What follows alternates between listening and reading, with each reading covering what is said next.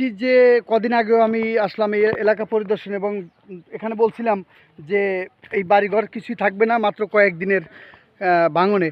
আর সেটাই একই কথা, কারণ এক সপ্তাহ আগে আমি এখানে ভিডিও ধারণ করছি, তখন এখানে কিছুই হয়নি, সামান্য ভাঙন শুরু হয়েছিল।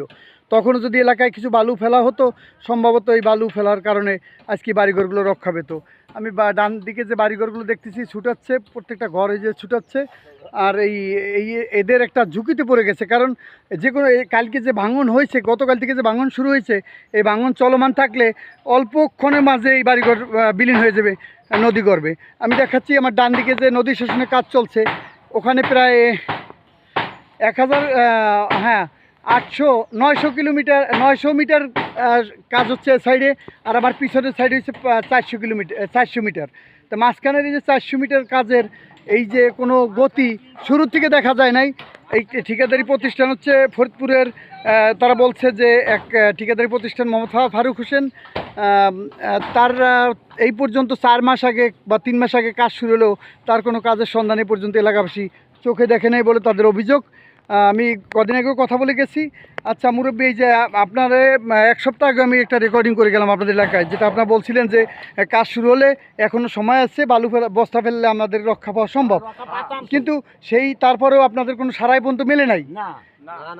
আচ্ছা, এখন যে নদী গর্ভে বিলীন হয়ে যাচ্ছে, ওই দিন আমি 40টি পরিবারের নাম দিছিলেন, আপনারা নাম বলছিলেন যাদের বাড়িঘর, সেই 40টি পরিবার এখন সম্পূর্ণ ক্ষতির মুখে পড়ছে। শেষ। আপনি যদি এখান থেকে চলে যান, তাহলে নদী শাসন নদী ভাঙ্গন নিয়ে আপনার কোনো মানে কথা থাকবে না? তা থাকবে কেমন? আপনি তো এই যে দেখতেছেন সব চলে চলে যাওয়া হচ্ছে। এক সময় ধরেন আজ থেকে যদি নদী ভাঙনের অপেক্ষায় ছিলেন, এতদিন যে নদী ভাঙনের নদী শাসনের কাজ চলবে, যে কারণে একটা ইট পর্যন্ত খোলেন নাই যে বাড়িটা ঠিক থাকবে। এখন যে ইটেগুলো ভাঙতেছেন, এই যে জিনিসগুলো ভাঙে পড়ে যে কোনোভাবে সরাচ্ছেন দলামোচা করে, এতে কোনো কাজে আসবে না, ক্ষয়ক্ষতির পরিমাণ আরও বেশি পাবে না? এত ক্ষয়ক্ষতির পরিমাণ বেশি হচ্ছে। এর কারণটা হচ্ছে আপনাদের যে অভিযোগ যে এটা একটা ঠিকাদারি প্রতিষ্ঠানের কারণে আজকে এই অবস্থা আপনাদের, কারণ দুই সাইডের বস্তা ফেলার কারণে বা নদী শাসনের কারণে, এই জিও ব্যাগ ফেলার কারণে এই তাদের নদী ভাঙনটা বন্ধ আছে। শুধু আপনার যেটা ভাঙতেছে শুধু এই নদী শাসনের কাজ হয়নি। দিকে আমি দেখছি বড় বড় গাছ যে নদীর মাঝে চলে গেছে অলরেডি।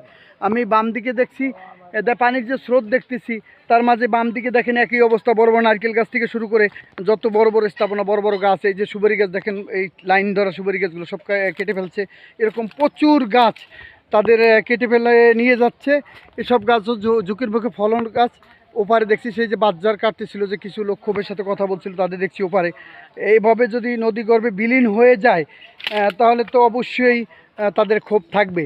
আর সরকারের পক্ষ থেকে বাংলাদেশ পানি উন্নয়ন বোর্ড থেকে যে কাজেরই করছে, মোট 1700 কিলোমিটার মানে মিটার কাজের, এই পুরোটা কাজেই এখানে 4টা ঠিকাদারি প্রতিষ্ঠানেরা পেয়েছে। একটা পেয়েছে 500 মিটার, আর 3 প্রতিষ্ঠান পেয়েছে 1200, এই মোট 1700 মিটার কাজ পেয়েছে। অন্য 1700 মিটার কাজের ভিতরে সবার কাজ সমাপ্ত প্রায়, শুধু মাঝখানের এই যে 400 মিটার কাজের কোনো হাত দেওয়া হয়নি, যেটা মূল পয়েন্ট। আর মূল পয়েন্টের কাজে হাত না দেওয়ার কারণে আজকে ক্ষতির মুখে এই পাকা স্থাপনা সহ স্থানীয় বাসিন্দারা তারা ক্ষোভে ফুঁসে উঠেছেন। তারা আইনি ব্যবস্থা নেওয়ার জন্য আমাদের মিডিয়ার সামনে কথা বলছেন যে আমাদের এই ক্ষতি সাধনের জন্য আমরা আইনি ব্যবস্থা নেব। মানে আমি একটু আগে শুনলাম যে আপনাদের আইনি ব্যবস্থা নেওয়া বলতে আপনারা বলছেন যে আমরা এই জায়গার ব্যাপারে, মানে মূল এই যে আপনার পিছিয়ে ধরছি এই জায়গাটা হচ্ছে নদীর মুখ, এই মুখের বাড়িটা আসলে এই নদীর এখানেই বাড়িটা লাগে, এটা সবাই জানতো। এই কাজটা শুরু হয় নাই, এই ক্ষোভটাই আপনাদের সবার। এখানে 40টি পরিবার, আমি প্রয়োজন নামগুলো নেওয়া আছে আগে, আবার আমি নামগুলো ব্যবহার করব। সবার জন্য অবশ্যই শুভকামনা রইল। আল্লাহ হাফেজ।